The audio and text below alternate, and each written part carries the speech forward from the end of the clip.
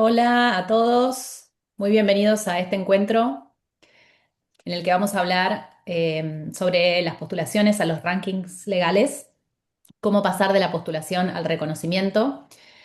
Quiero darles la bienvenida a todos y agradecerles por acompañarnos hoy en este encuentro. Quiero contarles quién nos va a acompañar en el día de hoy para bueno, contarnos sobre el proceso de postulación a los rankings legales. Verónica es experta en el tema, así que voy a pasar a presentarla y voy a leer esto para que no se me pase ninguna parte importante. Verónica Laimuns nos acompaña hoy. Ella es socia de Estrategia Group en Chile y es especialista en estrategia, marketing y posicionamiento para el sector legal.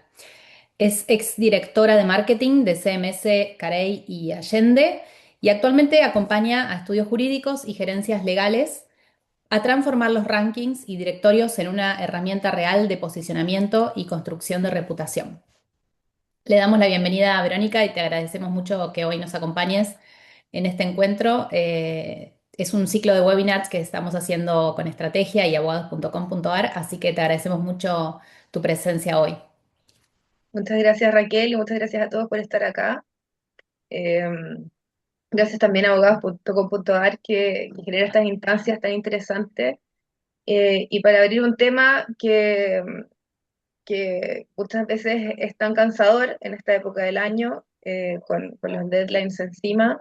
Así que todos los que están acá me imagino que es porque tienen muchas inquietudes respecto al tema y espero que podamos darle un poco un giro a esto que muchas veces se ve como una obligación, pero espero que podemos darle un giro un poco más hacia una mirada más estratégica en los estudios eh, y transformarlo en un asset para cada uno de ustedes eh, y ayudarlos un poco en este proceso. Así que vamos con eso, ¿les parece? Raquel. Me parece muy bien.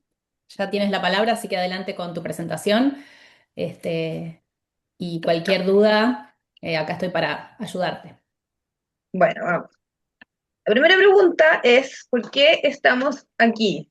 ¿Cierto? Me pasa que muchas veces los estudios de abogado me dicen, ¿por qué tengo que participar en este sistema que parece tan arbitrario a veces, ¿cierto? Y pareciera en algún minuto que cuando sale la temporada de ranking están todo el mundo premiado. La verdad es que no es tan así. Hay miles de estudios de abogados, no todos salen rankeados. Y de eso, en realidad, hay poquitos que salen reconocidos todos los años. Eh, y la verdad es que los rankings se han consolidado como una referencia en el mercado. Y es una referencia, es una validación externa del mensaje que está dando el estudio. Entonces, en el fondo, los invito primero a entender eso. El ranking no es el mensaje, la banda en el que el estudio queda no es el mensaje, sino es la validación de un mensaje. Viene a confirmar lo que el estudio o el área práctica en la que ustedes están ya viene diciéndole al mercado. Y es, para el mercado me refiero a esto, a los clientes, que pueden ser gerencia, para los gerentes legales, para los competidores, es muy importante porque los marca a ustedes en algún nicho del mercado donde ustedes quieren estar. Y hay una parte también que es bien relevante, que se habla poco, para el talento. Cuando la gente quiere entrar a un estudio, los estudiantes de derecho, o bien cuando la gente se quiere cambiar de un estudio a otro, es bien relevante porque es un marcador de cómo un estudio está en el mercado. Entonces, si ustedes quieren, es como el ISO 9001 del mercado legal. En las áreas de servicio es bien difícil, en el fondo, tener marcadores de validez. Y estos rankings vienen un poco a cumplir esa función, si bien no son perfectos y uno podría entrar a hacerles bastantes críticas, y me imagino que lo podemos conversar después, vienen a cumplir esa función de validación de mercado que en otras áreas se pueden hacer en forma bastante más cuantitativa. Entonces, para en el fondo, en resumen de este slide, el valor real está en cómo refuerza la conversación que ya venías teniendo, valida el mensaje que ustedes tienen, y el problema que vamos a ver más adelante en el fondo no está en cómo participar, no está en participar, digamos, sino en cómo se participa. Muchas veces el proceso se ve como una obligación y no como una oportunidad. Y eso es lo que yo los voy a invitar aquí durante el webinar, a ver cómo transformamos esta obligación anual, que se puede ver muy pesada, en una oportunidad en general. ¿Sí? Vamos con la... Clarísimo, clarísimo, Vero. Me gusta que empecemos por entender qué son realmente los rankings y por qué siguen siendo relevantes para estudios jurídicos y para abogados hoy en día. Así que me gusta ese enfoque que le estamos dando para entender realmente el valor que le puede dar un ranking a un estudio o a un abogado. Entonces, un poco yo lo que invito a la gente, a los estudios en general, a preguntarse primero, no es en qué banda quedamos, ¿ya? Que es importante, pero la banda en realidad no es tan importante, sino que los invito a preguntarse de fondo, que es, escucho una voz, Sí, alguien, ahí, cuidado. si hay alguien con el micrófono abierto, les agradecemos si lo podrían apagar. Muchas gracias. Gracias. Entonces, volviendo al tema, lo importante no es tanto la banda, que obviamente es un reflejo, pero lo que estamos construyendo es confianza, y esa es la pregunta que ordena todo el año, ¿ya? Entonces, eh, ¿qué necesita un cliente para confiar en nosotros? Y esa es la pregunta que nos tenemos que hacer, porque cuando esa pregunta entra en la cultura, el ranking pasa a un segundo plano. Y cuando les hablo de confianza, lo que les quiero decir, la confianza no es una reputación en abstracto. La confianza en los abogados, en los estudios de abogados, es un habilitador de ingresos. O sea, se los voy a bajar así directamente. Confianza es igual a clientes y es igual a plata. Es tan fácil como eso. ¿Y por qué? Porque el servicio legal es un intangible que es complejo y de alto riesgo. El cliente no está comprando horas, que es normalmente como nosotros cobramos, ¿cierto? Sino que está tratando de comprar certeza. El costo de equivocarse con los abogados es altísimo. Esto es un litigio, es regulatorio, es un M&A que salga mal, es una crisis reputacional. Entonces el proceso comercial se parece menos a vender y se parece mucho más a reducir incertidumbre, ¿cierto? Entonces los rankings legales en este caso son una capa de la reducción de incertidumbre que nosotros podemos hacerle a los clientes. Entonces, aquí la confianza opera como un atajo de decisión. Cuando el cliente tiene poco tiempo, la confianza se reduce a ¿lo considero o no lo considero? ¿Cierto? Es así de fácil. Hay estudios que tú ni siquiera vas a considerar porque no cumplen los requisitos básicos de lo que tú esperas. Un ranking cumple un poco esa función, ya, lo voy a considerar. Ok, vamos. Acelera el ciclo comercial, ¿cierto? Déjame compararlos porque van a entrar en esta especie de alguna forma de los que yo puedo considerar o no considerar, ¿cierto? Me defiendo el precio, que es tan importante cuando en el mundo donde estamos viviendo, donde muchas veces los servicios legales se están viendo como un commodity, cuando tú eres top de línea, tienes como defender tu precio. Entonces, la confianza realmente ahí, onda, es realmente es un asset muy importante para un estudio de abogado. Es un seguro reputacional para el gerente legal. Y esto es realmente quizás el punto más relevante de los rankings legales. El gerente legal tiene que defender su decisión de contratar un estudio versus otro. Y ahí yo confío, me dieron la referencia, es amigo mío, yo trabajo con él antes, no corre tanto como una validación externa. La validación externa en estos casos es tremendamente relevante. Entonces, si algo salió mal, al menos está validado externamente. El ranking en ese sentido es tremendamente relevante. Y es un motor de expansión porque cuando un estudio vende, puede generar cross-selling, nuevos asuntos y referrals, que al final es la forma donde un estudio puede crecer. Entonces, tu marketing no tiene que pedir confianza, tiene que construirla con evidencia, con fuentes claras, de especialidad, de consistencia del mensaje, mostrando cómo trabajas, ¿cierto? Y si la confianza es el principal activo de un estudio, convierte incertidumbre en decisión y decisión en ingresos sostenibles, que al final, me imagino, es lo que todos queremos, ¿cierto? Entonces, si la confianza, dime, Raquel. No, no, te estaba diciendo que así es. Creo que todos coincidimos en eso. Claro, entonces, ¿por qué estamos aquí?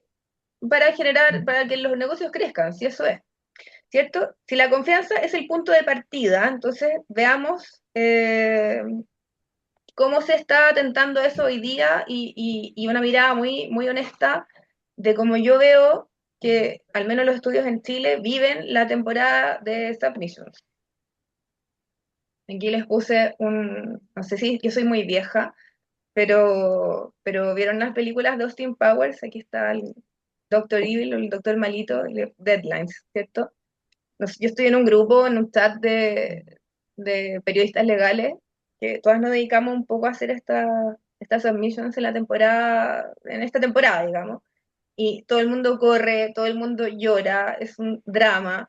Especialmente porque muchas no son abogadas y lo que hacen es perseguir a los abogados en esta época para que por favor, le entreguen los casos, le entreguen las biografías, le entreguen las versiones de todas las cosas que quieren hacer. Es un periodo que en general se vive eh, con mucho estrés, muy reactivamente y a muy última hora. No sé si tú tienes experiencia, Raquel, en esto y no sé cómo se vive en Argentina, pero por lo menos nosotros acá, Y vivimos sí, a última hora. sí, creo que acá vivimos lo vivimos de la misma manera, con el mismo estrés y ansiedad, porque bueno, sabemos que es algo que todos queremos lograr cumplir dentro de las fechas, dentro de los deadlines, y por supuesto de la mejor manera posible. Pero sí es cierto, y creo que en esto también van a coincidir ustedes en Chile, que todavía el enfoque es muy de cumplir con un proceso burocrático, de chequear boxes, y no verlo con este enfoque, ¿no?, que estás proponiendo tan interesante como una acción estratégica para lograr posicionamiento y reputación en el mercado y demostrar la confianza digamos, reforzar esa confianza que los clientes tienen en nosotros. Eh, si cambiamos quizás ese enfoque, el proceso no llegue a ser tan estresante y de tanta ansiedad para quienes tienen que cumplirlos como para los abogados que tienen que suministrar la información. Y claro, porque si partimos todos los años desde cero, está garantizado que va a ser un desgaste. Eso es así. Entonces, ¿qué pasaría si esto no fuera desde cero? ¿Qué pasaría si la información la tuviéramos, si los casos fueran los mismos que veníamos diciendo antes, si esto viniera a reforzar lo que ya veníamos diciendo? Eso sería un poco el cambio de mentalidad que yo vengo a proponer. Sería mucho más fantástico que este pobre doctor malito y la gente corriendo a última hora y entregando a la última hora posible y pidiéndole y escribiéndole a la gente de Chambers, por favor, deme una extensión, que es como el clásico de fin de año, ¿cierto? Entonces, eso por un lado, y por otro lado tenemos que el ecosistema está cambiando considerablemente, y esto le va a pasar un poco más rápido, pero igual se los quería mencionar, hay montones de herramientas que están apareciendo, eh, la comoditización de la inteligencia artificial, que la verdad es que ha ayudado mucho, porque uno de los estreses de la gente era un poco entregar una submission que estuviera bien escrita en inglés, que estuviera redactada en forma correcta, y eso es un estrés que ya no existe. O sea, todo el mundo está ocupando de chat GPT para arriba para entregar una cosa en forma correcta. Entonces, eso ya, eso es un diferenciador que ya nadie tiene, ¿cierto? O sea, entregar una cosa que esté correctamente escrita, ya nadie lo tiene. Eso debiera ser un desde, ¿cierto? Y de ahí para arriba tenemos herramientas como Ranking Copilot que en el fondo automatiza la conexión de formularios, que de hecho Chambers una integración con ellos y entonces uno puede pasar un formulario de un ranking a otro haciendo ese copy-paste que hace clásico en forma mucho más fácil. Y hay otras herramientas como algunas que les pongo acá abajo que en el fondo toman data de los CRM internos de los estudios y la pasan a formato formulario. Ahora, nada de esto es magia, porque si uno no tiene un CRM bien alimentado, que es lo que pasa en general en los casos, si no hay buen input, no hay buen output. Eso es como lo general. Entonces, igual los invito a pensar una cosa. Esto solo va a avanzar. La IA solo va a avanzar.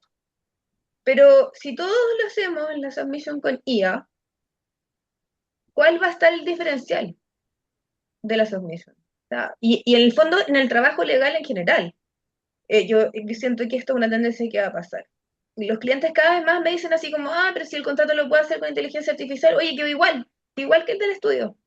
Entonces, no, la diferencia tiene que estar cada vez más en el criterio y el valor que entrega el abogado. Es decir, lo mismo que les decía antes, la confianza, la certeza que entrega el abogado, y en la submission pasa lo mismo. O sea, nosotros podemos y debemos usar la inteligencia artificial y todas estas herramientas que tenemos, pero el diferencial va a estar siempre en el cómo lo hacemos y el por qué lo hacemos, en la confianza. Es como quizá el único concepto básico que les quiero dejar.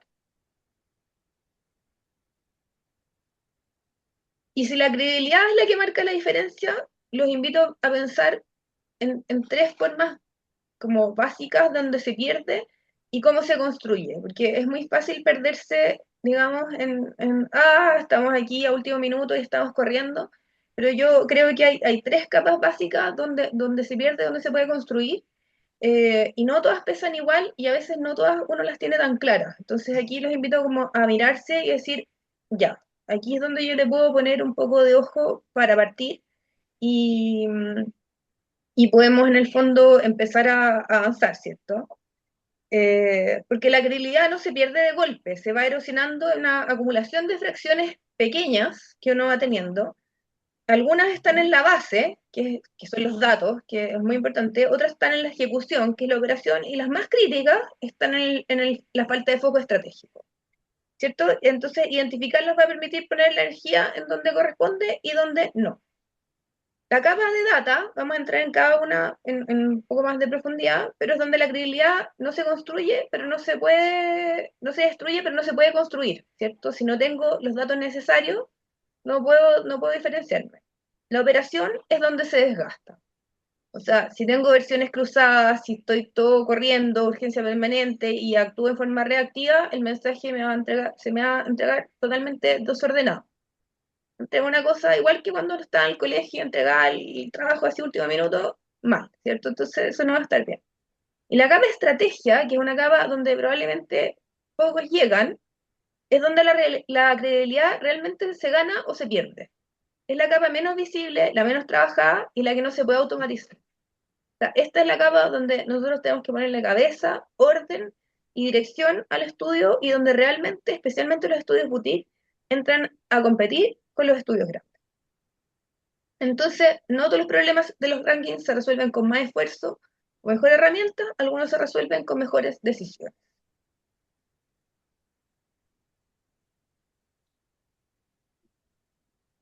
Ya, fricción uno es la data. Como les decía, la data no diferencia, pero habilita credibilidad. ¿Qué pasa aquí? En muchos estudios, y me imagino que me van a creer esto, los datos viven en la cabeza de los abogados, no están en ninguna parte. No están en un CRM, no están en un documento, no están en nada. Cada abogado de cada área de práctica sabe sus casos, sabe cómo lo hizo, sabe cuál fue el asunto. A lo más lo tenemos en la facturación, más o menos, en cargo, pero qué pasó, por qué manos pasaron, cada uno sabe. Entonces, eso es tremendamente relevante porque al momento de tener que levantar la información, no hay herramienta de automatización que valga aquí, porque no hay nada que levantar. Lo único que yo puedo hacer como área de desarrollo de negocio es ir a final de año y perseguir al abogado y decirle, oye, porfa, ¿qué hiciste? ¿Y cómo fue? ¿Y qué le pidieron? Entonces, difícil, ¿cierto? Entonces, por eso les digo, los datos no construyen reputación, pero sin datos claros, no hay relato que se sostenga porque no hay relato. Es tan fácil como eso. ¿Ya? Entonces, puntos prácticos, ¿qué datos deberíamos tener como estudio? Si no hay datos no hay nada. Deberíamos tener cliente. ¿Quién es el cliente? Sumamente importante. ¿Quién es el cliente? ¿Qué hace? ¿Quién es? ¿Cuál es su contexto de negocio? ¿Cuál fue el asunto y el objetivo del cliente? El rol específico que cumplió el estudio, la complejidad real que se produjo, que puede ser era multinacional, hubo 25 contrapartes, sé si era un asunto tributario, no tengo idea, cambió la ley, o sea, ¿cuál fue la complejidad real? ¿Cuál fue el resultado verificable? Se firmó el M&A. ¿Cuál fue el impacto real para el cliente? Creció un 45%. ¿Me entienden la diferencia, cierto? O sea, una cosa del resultado verificable es firmamos el contrato. El impacto para el cliente puede ser realmente grande, dependiendo de lo que pasó en el negocio del cliente, ¿cierto? Y el diferencial probado, y esto es súper importante, es qué hicimos distinto, cómo nosotros trabajamos y por qué fue relevante para ese cliente y su negocio. Esto es oro. Si nosotros tuviéramos esto mapeado en el negocio, de aquí para arriba, todo funciona más rápido. La fricción 2 es la operación. No sé si ustedes tienen este dicho en Argentina, Raquel, que cumpleaños mono, más desordenado cumpleaños mono. No, yo al menos no lo había escuchado Acá acá, no sé decimos eso. pero Nada cumpleaños mono. Que es como, todo vuelto. bastante gráfico. Bueno, sí, se entiende solo, ¿cierto? ¿Cuáles son las señales típicas de una operación desordenada? Mensajes inconsistentes. Cada socio me manda 3 casos porque hay que repartirse los casos, entonces cada uno me lo contó de cualquier forma, ¿cierto? Cada uno tiene un foco distinto. Yo quiero mostrar, no sé, po, mi Venture Capital, entonces, pero el otro quiere, no sé, otra cosa. Gestión súper reactiva, a último minuto. Entonces, aquí, de verdad, es cuando yo les digo, cuando lo que tú entregas es un pastiche de cosas que la verdad es que no funcionan, ¿cierto? Tenéis versiones cruzadas, entonces cuando lo revisa uno no le gusta lo que dijo el otro. Entonces, aquí es donde en general los estudios, cuando tienen un poco más de recursos, tratan de externalizar y, ge- y- Ujú. y contratan un consultor. Y está muy bien, porque esto les ordena las cosas, pero es una de las 3 capas, ¿cierto? Si no tengo datos, ordenar la operación me sirve porque va a entregar un mensaje más ordenado, pero igual me faltan data y me va a faltar lo siguiente, que es lo más importante, que es la estrategia, que es la que vamos a ver ahora. Y la estrategia es decidir qué historia vamos a contar sobre quiénes somos y en qué nos destacamos en este ciclo, ¿cierto? Entonces, ¿cuál es la señal de una falta de estrategia? Hay un montón de casos buenos sin un hilo constructor. Todo parece relevante y no hay un mensaje reconocible, ¿ya? Entonces, la submission se arma como una colección de casos buenos del año sin ningún relato que los una. Y eso está bien, pero no es excelente. Tengo un montón de casos buenos, los tiro, fantástico, ¿ya? ¿Qué pasa ahí? El investigador no entiende quién es el estudio ni por qué destacarlo este año. Dice, buena, impresionante en volumen, pero hay montones de otros estudios que tienen también un montón de casos buenos, pero no sé quiénes son, no sé qué hacen, no sé a qué se dedican, ¿cierto?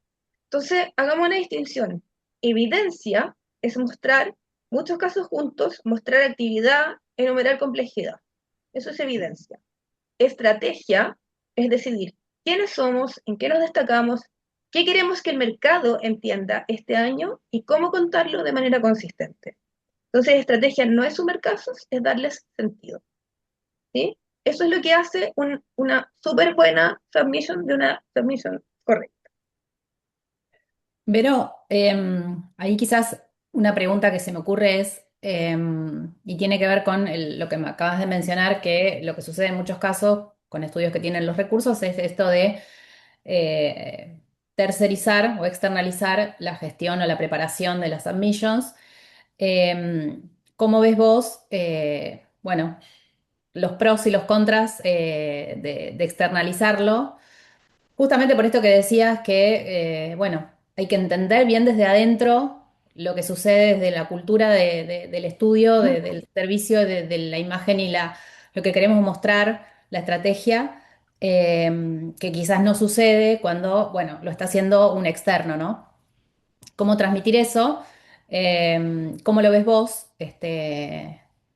¿O qué recomendación darías a la hora de decidir si externalizarlo o no? Yo creo que, a ver, como en todo hay distintos niveles de consultoría y una consultoría que te ofrece solo armarte la submisión en base a la información que te provee el estudio, está bien, es correcto, te ordena la operación y a veces es lo que uno necesita y es suficiente. Pero lo que yo les propongo acá es como entender todas las capas de complejidad que requiere tener reconocimiento en el mercado.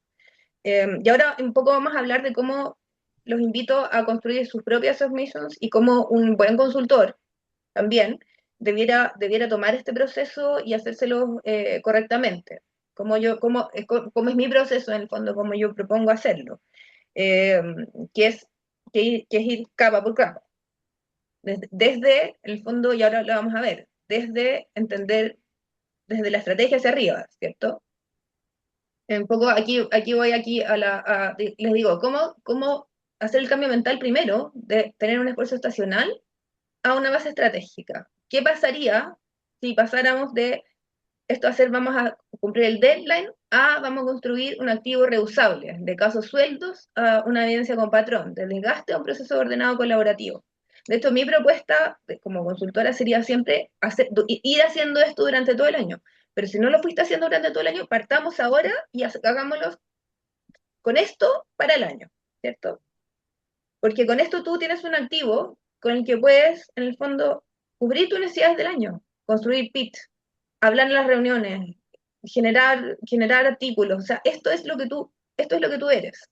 ¿Y cómo vas a hacer eso? Primero, aquí ya pasamos como a la carne del asunto. Vamos a construir la submission, juntos con ustedes ahora, ¿cierto? ¿Cuál es lo que yo propongo? Y este es mi método, ¿cierto? Antes de abrir la submisión, antes de hacer absolutamente nada, tú vas a construir tu mensaje de 90 segundos. Y que esos 90 segundos son un par de párrafos. En el fondo es la profundización un poco más allá del elevator pitch, ¿cierto? Es como un poquito más, ¿cierto? Y este mensaje, en el fondo, es lo que te dice, que responde quién eres tú, qué haces, para quiénes.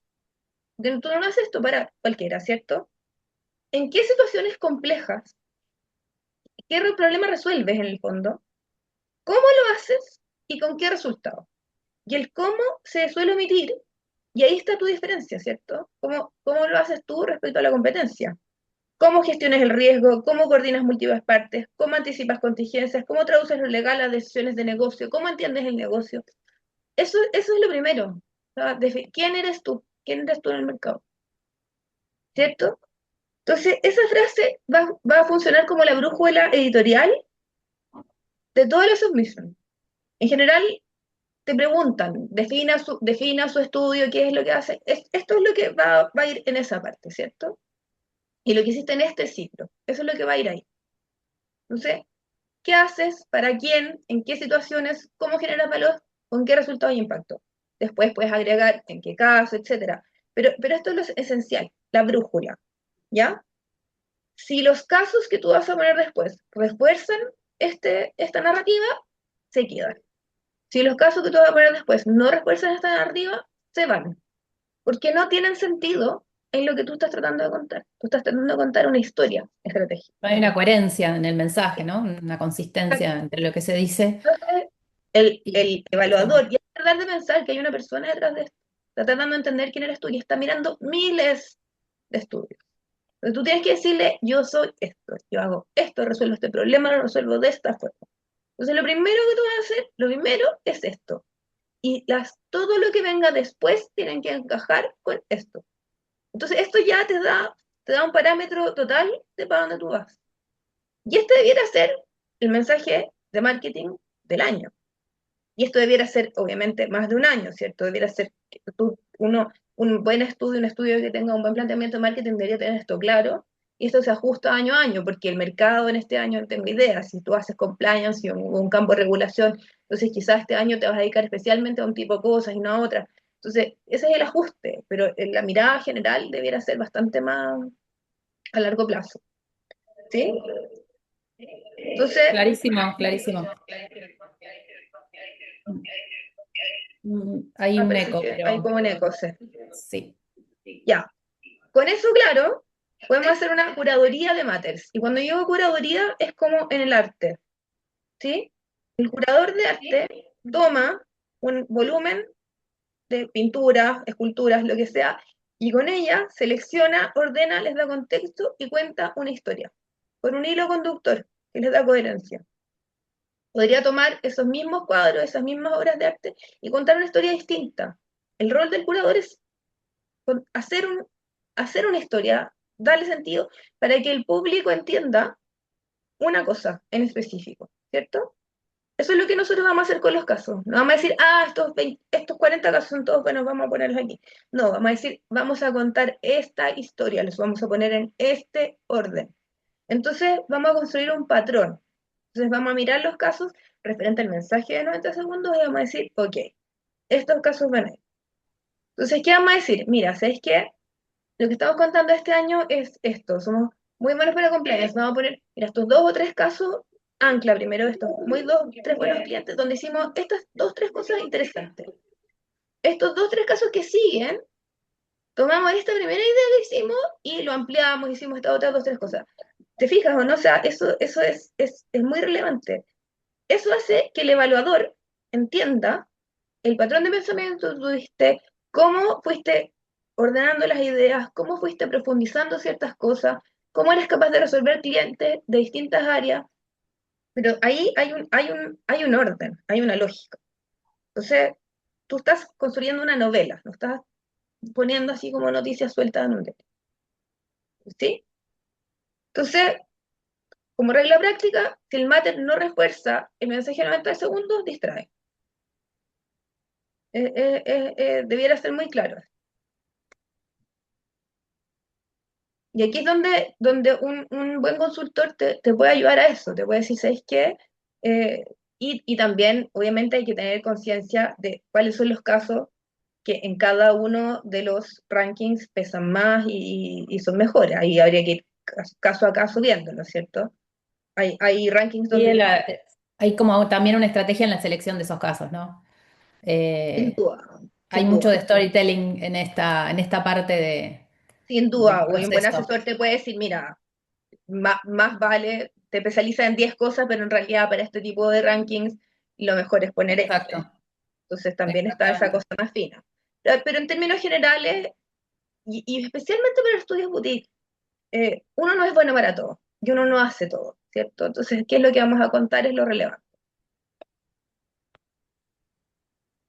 Mira, esta a mí me parece súper interesante porque tiene que ver con una cosa de forma solamente, pero tiene que ver con facilitar la lectura y la comprensión del evaluador. Imagínate que tú estás leyendo una novela y en cada uno de los capítulos hay un punto de vista distinto, resulta que lo cuentan de una forma distinta, o vas a una, no sé, te quieres comprar un auto y llegan y te pasan un catálogo. En el primero sale modelo, kilometraje y no sé, y una foto. En el segundo te dicen, oye, este auto es súper bueno porque es familiar y a mí me encanta porque es dorado. En el tercero, una cosa totalmente distinta. ¿Cómo comparáis? No, eso no se puede comparar. Y eso pasa mucho porque cada abogado lo redactó de forma distinta y después llegó el equipo de Business Development y claro, lo revisó y se fijó que era bien redactado y está cada uno bien redactado. También, cada uno está bien, pero cada uno está distinto.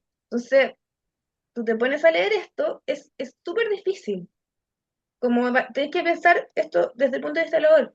Si leí una cosa, es como, ¿quién era el cliente que hacía? No me acuerdo. ¿Cómo era el otro caso? No me acuerdo. El foco de cada caso está totalmente distinto. Esto se soluciona en forma muy fácil, estandarizando los casos de forma fácil. Y entonces, ¿qué vamos a hacer? Yo les propongo una estructura, ustedes pueden usar la que ustedes quieran, pero yo propongo esto. Uno, el cliente. Siempre hay que poner quién es el cliente. Uno cree que su cliente es súper importante y entonces el evaluador lo va a conocer. El cliente no es importante para el evaluador, no tienen por qué saber quién es. Pongan, mi cliente es, no sé, Falabella, es el retail más importante de Latinoamérica. mueve tanta plata, o sea, ocupen dos de sus líneas en eso, no piensen que las van a perder. Es importante porque le da contexto al volumen de la transacción que ustedes hicieron. Ocúpenlo para eso. Es importante. Y no asumir, ¿no? No No asumir que el cliente lo asumir sabe. que el otro lado conoce de lo que estamos hablando. Ujú. De qué cosas interesantes están haciendo. Dos líneas. Dos líneas. Digan qué es su cliente. ¿Cuál fue elemento 2? Son 5 elementos. Elemento 2, ¿cuál fue el encargo y el objetivo del cliente? A eso no se lo olvida, pero no lo pone. ¿Cierto? 3, tu rol específico. ¿Qué hiciste? ¿Qué te encargaron? ¿Qué hiciste? 3, 4, ¿por qué fue complejo? Esto es realmente importante, porque a veces uno no lo deja pasar, pero es importante cuál fue la complejidad del encargo. Porque si no, es como, lo hice, fin. No, ¿cuál fue la complejidad? Hubo muchas partes, hubo muchos componentes, hubo un componente cross-border, cambió la regulación, hubo negociaciones, eso se hace. Y luego, lo último, ¿cuál fue el resultado verificable? Se firmó, se declaró. ¿Y por qué importó? ¿Cuál fue el impacto para el negocio? Si se fijan, esto es lo mismo que yo les pedí de tener como data mínima. En el fondo, si uno tuviera esta data, la puede trasladar a este relato de forma totalmente comparable, o sea, Consistente. Mm. consistente. Entonces sería muy fácil. ¿Qué hay que evitar acá? Los superlativos sin evidencia. Esto es evidencia. Al evaluador solo interesa la evidencia. No pongan líder, número uno, porque estas cosas no suman. Lo que suman son los hechos, ¿cierto? Entonces, y la estandarización también reduce un error muy común, que es inconsistencias entre lo que declara la firma y después lo que declara el referido. Entonces, atenerse a los hechos, ser muy concreto, pero sí destacar lo que hay que destacar, que especialmente es la complejidad de los casos. Y ahí, Vero, una pregunta, no sé si después la vemos más adelante, me decís en ese caso, pero por las dudas, ya que estamos hablando de todos estos elementos relevantes en el proceso, según tu opinión y tu experiencia, ¿qué pesa más en los rankings, ¿no? En general, sin hablar de ninguno en particular, si son los casos que presentamos, las referencias de los clientes, nuestros clientes, la reputación que tengamos en el mercado, histórica, ¿no? De acuerdo a tu experiencia, ¿cuál de estos puntos pesa más en los evaluadores? En algunos clientes, en algunos casos, o sea, en algunos casos los referís pueden empezar hasta la mitad, te diría. Sí, Bueno, supongo es una extremadamente gran parte. importante y de hecho es lo que viene después. Eh, de hecho aquí, referís. Es una cosa que en general se deja bien, así como, van a poner los casos, los casos, referís, se dejan como bien, como al último, Sí, para el final. se hace una lista y no se gestiona también. Esto es una cosa que hay que gestionar. Eh, porque al final esta es la validación externa de lo que tú estás diciendo. Eh, y hay que considerar, además, que fuera de los referís que uno toma, cualquiera que haya tenido una reunión de estas sabe que a todos los estudios y a los clientes les preguntan por otros estudios, de los cuales ellos no son referís. Por lo tanto, es sumamente importante tener una buena reputación en el mercado y gestionarla. Entonces, esto pesa para este año y pesa para los años que sigan. Entonces, yo propongo varias cosas acá. Uno, que, que como el referí, en el fondo, aquí se tiene que construir confianza. Uno no lo puede dejar a último minuto, ni puede mandar una lista, ni puede esperar que el ranking solamente sea el que les mande el correo. O sea, lo primero es tratar de que sea una conversación con el cliente. Y aquí cuando digo el cliente, idealmente sea la persona con la que el estudio tuvo efectivamente contacto. La gente tiende a poner al principal de la contraparte porque creen que eso es más importante para el ranking. No hagan eso. Si con el que tuvieron más contacto fue con el segundo o tercero de la línea, ese es el buen preferido, porque es el que efectivamente va a poder hablar de su trabajo. el que va a dar mejores notas, el que va a decir efectivamente nos atendieron bien, nos atendieron a tiempo. Ese es un buen referí. El que no habla con ustedes probablemente no va a contestar o va a tener muy poco que decir. Entonces, uno, hablen con ellos, llámenlos, contáctenlos. Este es un punto de contacto con el cliente y es un momento de fidelización, ¿ya? Calidad por sobre cantidad. Yo sugiero siempre, después de hablar con el cliente, hacer un brief claro que no es un guión, es porque es un momento donde tú le recuerdas, hicimos esto, esto fue lo que pasó. Los clientes tienen 800 transacciones, no necesariamente recuerdan lo que pasó, y es un momento para recordarle la transacción que ustedes tuvieron y cuál fue la satisfacción que se produjo. Entonces, bien gestionado, esto también es un punto de venta. O sea, aprovechen eso. No es decirles lo que tienen que decir, pero se puede gestionar. Te van a llamar, te van a preguntar por esa transacción, esto fue lo que hicimos, tranquilidad, ¿cierto? Y lo más importante es el seguimiento y el cierre como ciclo de fidelización. La gente se lo olvida. Yo les recomiendo a todos mis clientes que una vez que se termina el ciclo de entrevistas, sepan si los clientes contestaron o no, los llamen, les manden un correo y les agradezcan. Muchas gracias por participar en este ciclo. Agradezco mucho que ustedes se hayan dado el tiempo, hayan aceptado este referir, porque la verdad que eso demuestra que esto no es una transacción, sino que hay un gesto del fondo de reciprocidad de cliente y estudio. Está Que buenísimo. al final lo que hace que la gestión de ustedes sea una gestión de confianza y no sea una gestión transaccional solamente. Me parece interesante ver este enfoque porque es como una delgada línea entre guionar o generar una incomodidad en el cliente y, digamos, capitalizar ese contacto como un nexo de reciprocidad, de confianza, bueno, de feedback también, porque es una forma de recibir.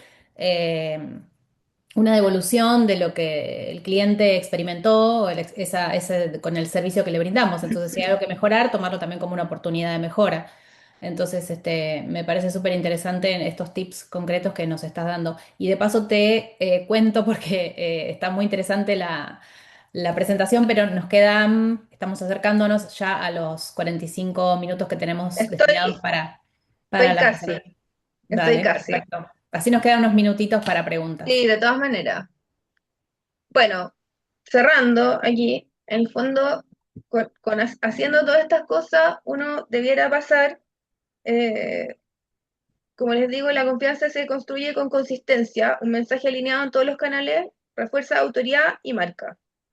Entonces, en el marketing legal la base no es visibilidad, es la confianza. La confianza se construye cuando el estudio dice, lo que el estudio dice coincide con lo que muestra, ¿cierto? Esa consistencia se percibe en los rankings, en las propuestas, en las reuniones, en los contenidos. Los rankings no crean confianza, la reflejan. Y por lo tanto, si uno esto lo usa como una base para el año, pensando en el mensaje de 90 minutos, pensando en quién soy, qué hago, para quién, cómo, esto queda una base para todo, ¿ya? Entonces, y esto va a reducir totalmente la fricción con los abogados, porque no van a decir esto es para el ranking, van a decir esto es mi base de confianza para mis clientes, para mis pitch, para mis reuniones, para todo lo que yo voy a decir durante el año. Entonces, nos puede efectivamente servir y nos puede servir para todo el año más allá del ranking que vamos a construir. Y a la larga es una construcción de veracidad que el mercado va a reflejar. Si esto está bien hecho, el mercado lo va a reflejar. Entonces, para cerrar, digamos, el ranking es un resultado y el reconocimiento es una construcción. Eso sería como mi mensaje de cierre. Eso, eso. Muy bien, muy bien. Me pareció súper interesante y con consejos muy prácticos que cualquiera que se encuentre hoy en este proceso y pasando por la temporada alta de submissions de los rankings legales puede tomar y utilizar ya en el día a día en estos procesos. Así que muchas gracias, Verónica. por tu presentación y vamos a ver si tenemos algunas preguntas. Habilitamos el micrófono para quien quiera o hacer algún comentario o aportar alguna de sus experiencias. También es interesante escucharlos.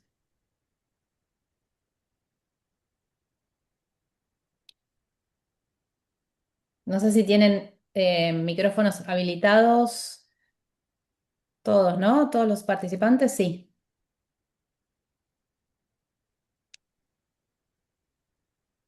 Mientras les damos unos minutos para animarse a preguntar o pensar en alguna pregunta. Eh, a ver, yo tengo una pregunta que me gustaría conocer tu opinión y según tu experiencia, que tiene que ver, bueno, porque mucho de lo que pasa con los rankings es después mostrar, publicar y difundir los resultados, si no fue bien, por supuesto, eh, pero cómo usar el resultado, un buen resultado en un ranking para generar oportunidades reales de negocio y que no quede en solo marketing o, como decimos acá, puro humo, Sí. donde, digamos, solo lo que hacemos es hacer autobombo y mostrar lo que hicimos bien, pero que queda en eso nomás, no se traduce en una oportunidad real para el negocio. Sí, yo creo que una aprensión típica es que, claro, pasado el post de LinkedIn donde salimos ganando y todos ponemos a nuestros abogados que ganaron, ¿qué pasa con eso, cierto? En la práctica, y como les digo, como esto es una validación del mensaje que tú ya tienes, refuerza la conversación, en el fondo. Entonces, es una prueba externa en las propuestas. Esto no lo decimos solo nosotros, es un validador. Esa es mi respuesta en el fondo. En las propuestas, como esto no lo decimos solo nosotros, se pone como un además, ¿cierto? Ujú, Acelera la confianza en las primeras reuniones. Si un cliente que no te conoce, acelera la confianza. Respalda el pricing y el scope de los mandatos complejos. Siempre te van a mirar ahí. Entonces, efectivamente, acelera el ciclo, ¿cierto? Eh, y es como un input para afinar el foco comercial. ¿Qué prácticas, qué industrias, qué tipo de casos nosotros funcionamos? Entonces, si lo usamos solo como post de LinkedIn, se agota rápido, pero si se integra en el relato comercial, la verdad es que genera bastante retorno. Entonces, los rankings no van a generarte el lead directo, pero lo que hacen es reducirte la fricción cuando el cliente ya esté evaluando. Eso no vende, pero valida. Eso te diría yo. gracias, Vero. Tenemos algunas preguntas en el chat que nos fueron dejando quienes te escuchaban. Hay una, por ejemplo, que nos dice en la etapa de referís, no me quedó claro qué se entiende por calidad. No tiene el nombre de la persona, pero bueno, te escuchamos. Sí, calidad, me refiero perdón, a veces uno, bueno, hay un límite, ¿cierto? En general son 20 referís, no llenan los 20 si los 20 son gente que no les van a contestar. Tratan de poner gente que efectivamente haya tenido relación con ustedes y que, y que, y que pueda en el fondo hablar de su trabajo. Y de los 20 tratan de poner no los que suenen mejor, sino que efectivamente los que tengan algo bueno que decir de ustedes. Eh, Nuevamente, no necesariamente tienen que ser clientes, pueden ser gente de otros estudios con los cuales ustedes hayan trabajado, eh, y no necesariamente pongan los 20 de verdad. O sea, yo creo Mm. que es mejor poner 15 buenos referís que 20 malos. A eso me refiero. Clarísimo.